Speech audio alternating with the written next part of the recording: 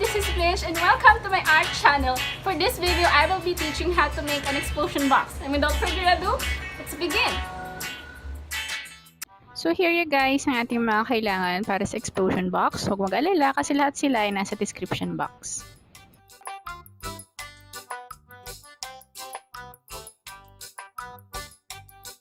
For a quick preview of the description box, so eto siya guys. And mind you lang na medyo mahaba itong video na to. So thank you very much for those na mag-i-stay hanggang dulo. And this explosion box, is very good para sa gift, sa special occasion, and pwede nyo siyang lagyan ng maraming pictures or messages as long as you like it.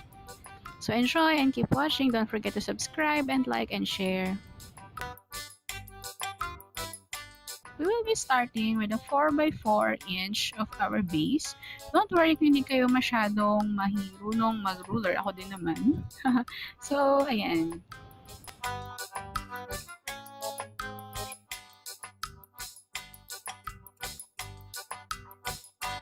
So, next are yung flaps. So, pares lang siya ng sukat, 4x4 inch lang. Ang kagipahan lang, meron siyang flap. Ito yung pag-i-attach natin siya sa explosion box. So, along the line, dyan yung siya ifo-fold. Tapos, lagyan din natin ng double-sided tape or ng glue. Pwede rin naman. We need 4 of them. Kapag okay na siya at na-fold nyo na siya, so andyan yung ating pandikit, ilalagay lang natin siya sa bawat side ng ating base.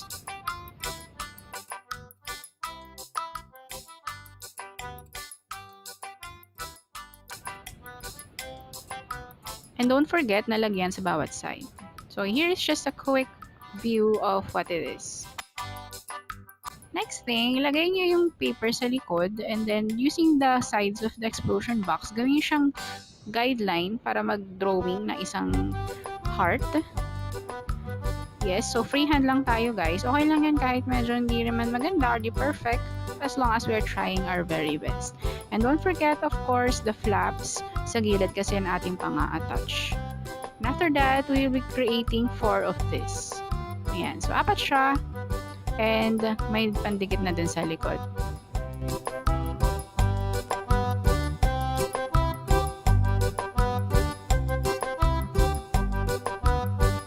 Ilagay natin to guys sa corners ng ating explosion box. Make sure na kapag naka-flat yung inyong box is hindi aangat or hindi magko-conflict doon sa ating hearts like that.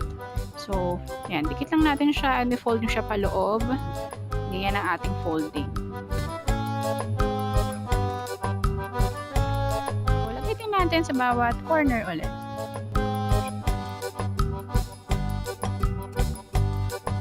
Thing is cut lang tayo ng 4x4 inch again na square. Dikit natin siya. And then another that is that cut tayo ng 9x6 centimeters naman. And as a design, pwede nyo lagyan ng picture or ng letter. Ayan, lagyan nyo lang siya guys ng design na heart. For the second one, draw tayo ng rectangle 1.5x3 inch. Ayan ang measurement. And then sa loob, mag-draw lang kayo ng isa ng rectangle. And mind you na medyo mas malapat sa kabila kaysa doon. And then of course, don't forget the flap.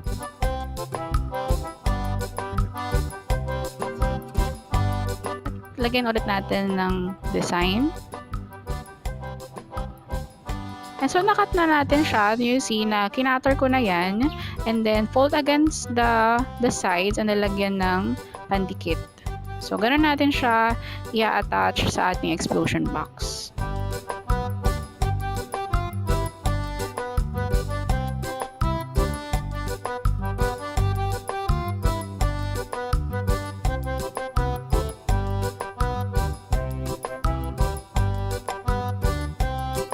Kuha lang kayo ng 1.5 inch in width na strip of paper. Tapos ilagay nyo siya sa loob. Insert nyo siya sa loob. Ayan. And the next thing is, kuha kayo ng strip of paper na may pandikit na. So, tanggalin mo siya. Lagay mo lang doon sa likod again. And then, kupit. Tanggal ng dikit. And i-attach ulit sa gilid. Ayan. So, purot-ulit mo na siyang gagawin until you create something like this. At tanggalin yung panghuling dikit. And then, pag hindi siya pantay pantay-pantay, gupitin lang siya gamit ang gunting. Ayan, so pag okay na siya, lagyan natin siya ngayon dun sa loob, sa gilid banda. Ayan. Okay. And then try mo siyang hilain. And then after that, kumupit na lang din ako ng heart, nilagay ko sa dulo at doon naman ngayon sa ating ginupit na tiny square. And then when you try to pull it, ganyan, parang heart na nagdikit. Yan, LDR lang ang peg. And then fold mo na yung excess. So mag-leave ka lang ng allowance. And then you cut it.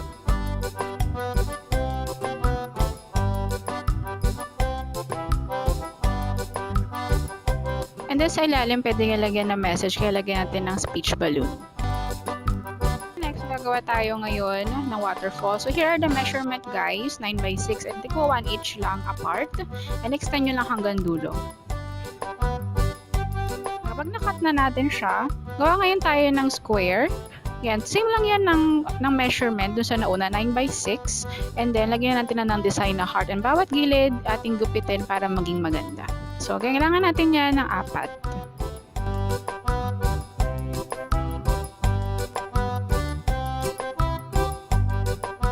And using our double-sided tape, lagyan natin ng tape bawat side.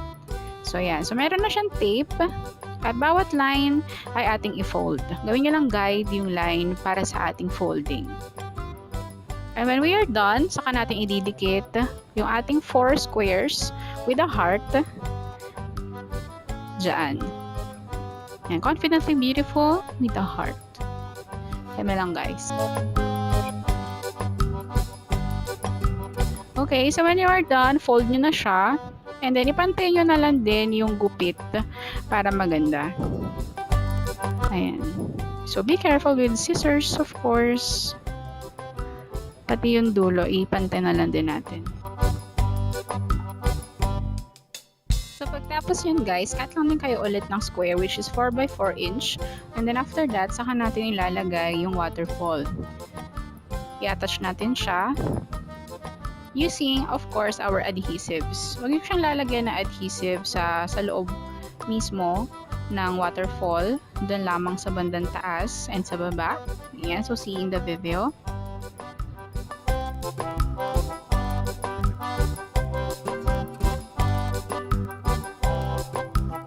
Using a strip of paper, saka nyo siya ididikit. Huwag nyo lalagyan dyan ng pandikit ha. Ayan, attach nyo lang siya tapos yung excess, pwede nyo rin niyang gupitin.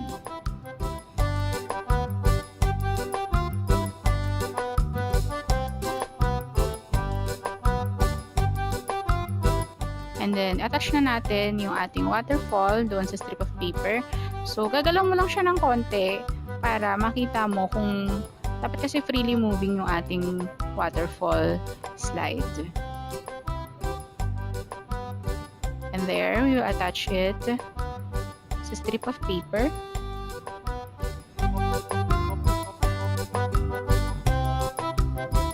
At i-fold na lang din yung sobra, mag-give ka lang ng allowance and then you cut it.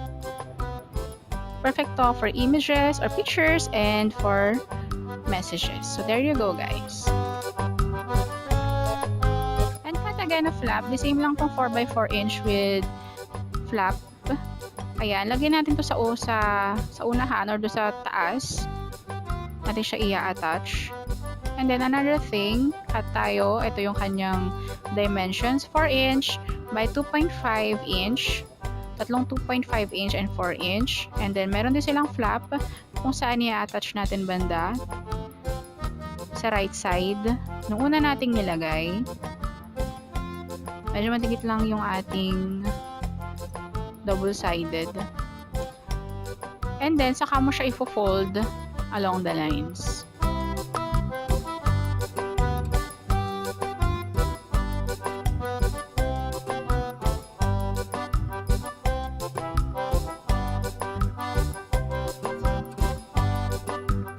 After that, nilagyan ko na lang din ng design. Pati sa likod, may hearts and may banner na kung saan pwede nyo lagyan ng label.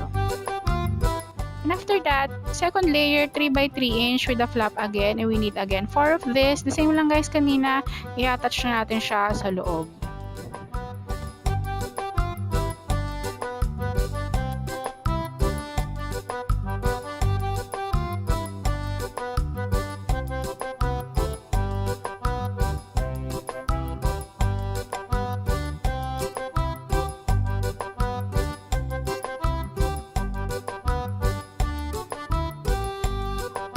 up, cut kayo ng 11 cm by 11 cm na piece of paper.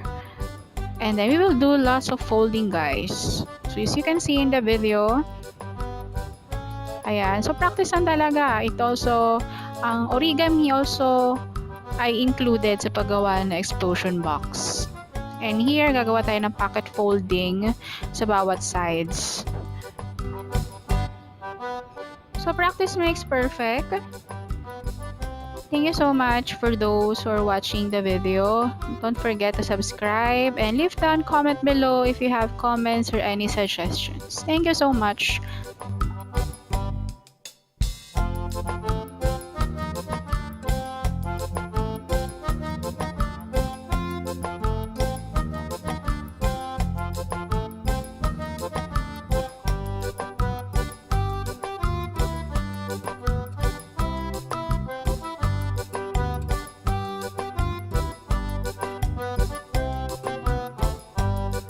Ito na siya, guys, makalabasan. Lagyan ko na lang din ang design na triangle sa sides.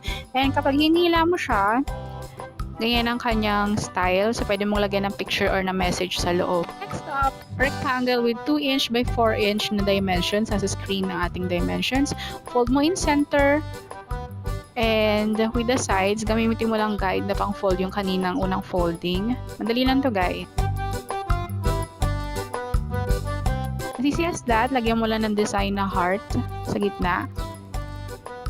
At saka natin siya ilalagay sa ating explosion box. Pwede mo lagyan ng message yan.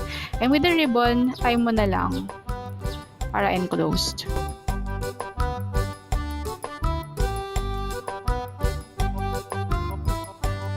Next up, 3 by 3 inch of square. Fold natin diagonally. And then gamitin mo yan para draw ka ng heart. Again, freehand lang.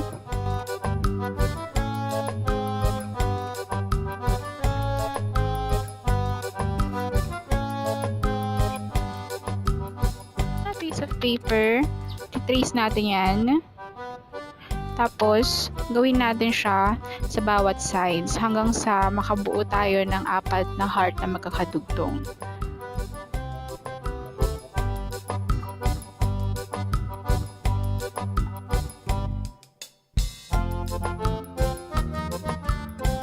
So, pag nakat na natin siya, gamitin lang natin yung mga lines para sa ating folding. You can use a ruler para mas madali yung pag-fold kasi medyo matigas yung ating paper.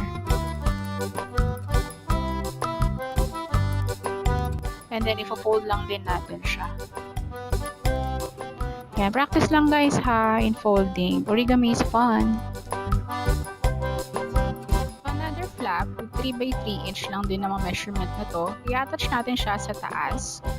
And then, kuha kayo ng rectangle na piece of paper with 9 by inch na kanyang mga measurement. At yun ang ating parang base sa ating explosion box. And after that, kunin nyo yung heart na ating ginawa kanina na mayroon siyang adhesive sa likod at saka sa banda sa harap.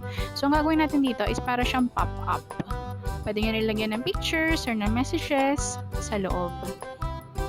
And i-enclose lang natin to guys with a ribbon later. So, pwede nyo siyang lagyan ng design such as a banner sa taas. Ribbon para hindi aangat-angat yung ating pop-up. Up is a heart accordion. With a piece of paper, i-fold nyo lang siya. And then cut nyo yung excess. And then after that, is mag-draw kayo ng heart. Makikita nyo niya sasagad sa gilid. At wag nyo ikakat dyan banda sa gilid. So, sundan ang ating pagkakat. Makikita nyo intact yung gilid nila. Then, pag okay na, ganyan ang kakalabasan nila. Burahin lamang ang mga marka ng kahapon. And then, using a flap na dalawa, 3 by 3 inch lang din guys. Yung una is lalagay natin sa left side ng ating next flap. By the way, nasa second layer na tayo. We'll make this into a pocket. Kaya lalagyan natin ng pandikit sa down and sa right side. And saka natin siya close. Tapos, with another one, lagyan nyo lang dun sa right side. Yan. At cut kayo naman ngayon ng 4 na 9x6 again na rectangles. Parang sa waterfall lang din kanina. Ilalagay natin siya. Silid mo siya doon sa loob. Pwedeng lagyan ng picture or na messages. So, yung ating heart accordion, ilalagay natin mamaya sa gitna. So, lagyan na natin muna ng design. Ayan. So, dyan natin ilalagay yung ating heart accordion. Napakasaya nito, guys. So fun.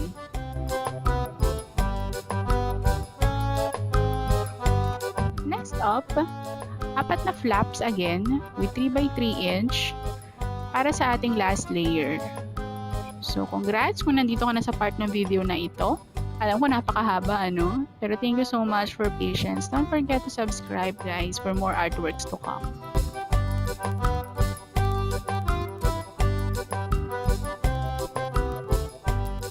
And then next, cut ka ng tatlong 10x10 cm na squares.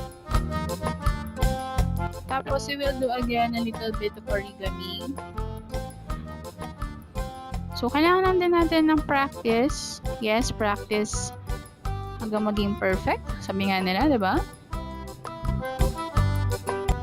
Gagawin lang natin ito sa lahat ng squares na ating kinot kanina.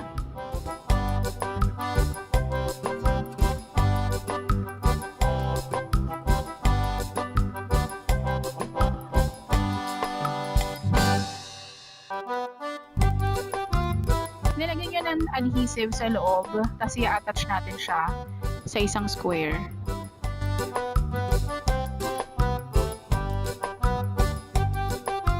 So, technically, ganyan na pagkaka-attach. Ayan. And then, the other one, pagdugtungin natin sila, guys. Maganda yung effect na to. Ito yung tinatawag na lang squash box. Pwede mo lagyan ng picture sa loob or ng images. So, ganyan yung ating pagkaka-attach sa madaling sabi. Susunod na lang din yung folding, guys, pag nagawa nyo na siya. And then, on the last layer, eto na siya. So, nilagyan ko na lang din siya ng cutouts. Pwede na siyang gayahin. Ang ganda-ganda nito, guys, sobra. Kasi attach na natin siya dyan.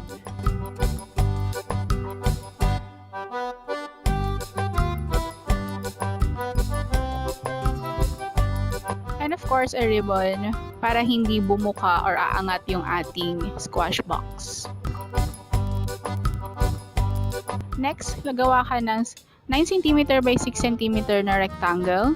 Para lang tong accordion, guys. So, i-fold nyo lang din ulit sa gilid. Gilid-gilid. So, parang tawag ko dito zigzag fold. Ayan. Tapos, saka lang natin din i-cut.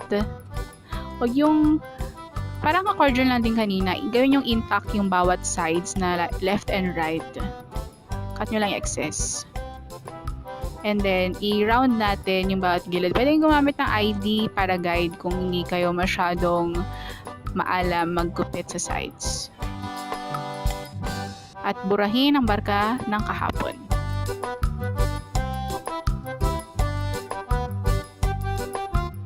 So, as easy as that, meron na tayong lalagyan na ng pictures or ng messages and a strip of paper. Ito yung magsisilbing holder ng ating ginawang square accordion or ng rectangle accordion. Lalagay lang natin siya sa loob. And as easy as that. Next up, gagawa tayo ng maliit na envelopes. And these are the dimensions. Drawing siya ng cross sa gitna. And then a 7 by 7 cm piece of paper. Diagonally, lagyan natin ng cross. Ito pagtatapat mo siya. Then, fold mo lang yung bawat sides.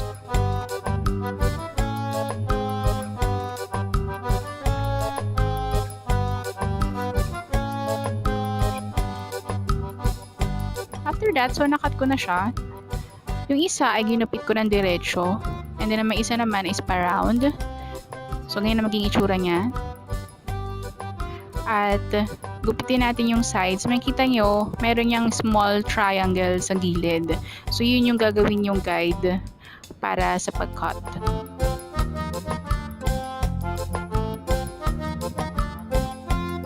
At, atin na siyang idikit.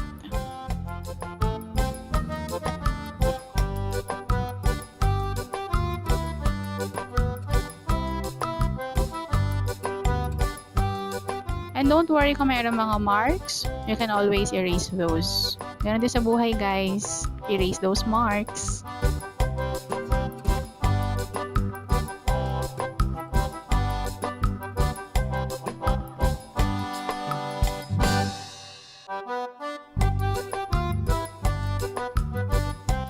So, gumawa ko ng dalawang mini envelope. Pero I found out na hindi sila kasya. So, nilagay ko na lang yung isa sa harapan and yung isa is banda sa likod. Ito naman ang maganda sa explosion box. Any side is pwede mong lagyan ng picture, design, or messages, anything you want. Next up, maliit na strip of paper. Gagawin natin siyang ringlet. Gawa kayo ng 3 ganyan. Saka natin siya i-attach sa explosion box.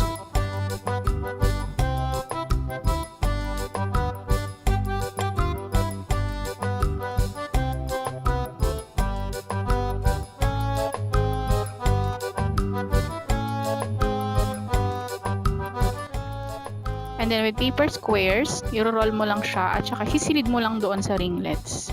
So kung hindi kasya sa ating ringlet, i-fold mo lang din ng mas manipis pa.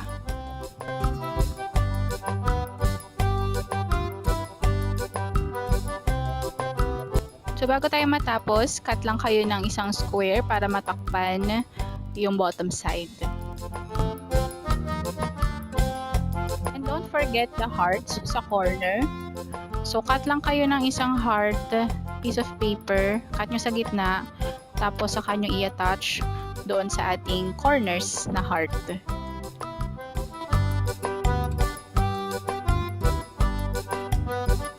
Lastly, lalagyan na natin siya ng takip. May measure lang natin kung gaano na siya kalapad. So, for this box, nasa 4 inch siya, pero i-extend na natin yan sa 4.5. Ganun din, i-measure natin hanggang saan yung uwang o yung biyak sa gilid. Ito ay nasa 1.5 inch. So, gawin natin yung measurement, 4.5 inch by 4.5 inch. Yung drawing tayo ng square. Ganun din yung 1.5 inch na ating mineasure kanina. So, mag-drawing tayo ng lines sa gilid. This will serve as yung gilid ng cup or ng lid pala. I'm so sorry. I-trace lang natin siya hanggang sa makakreate tayo ng ganito. And then, saka natin siya i-cut. Kung nakat na natin, sundan natin yung lines. Saka natin siya i-cut. And then, bago pala yan, after that, ay fold natin along the lines.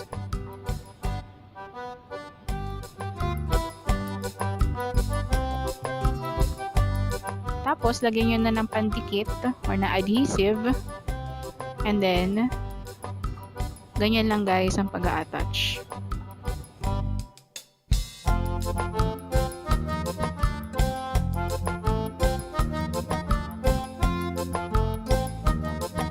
So, pag okay na, lalagay na natin sa ating explosion box. Duto ang pagbibigay nyo neto. I assure you that. Then, always finish it with a ribbon. So, thank you so much for watching the video.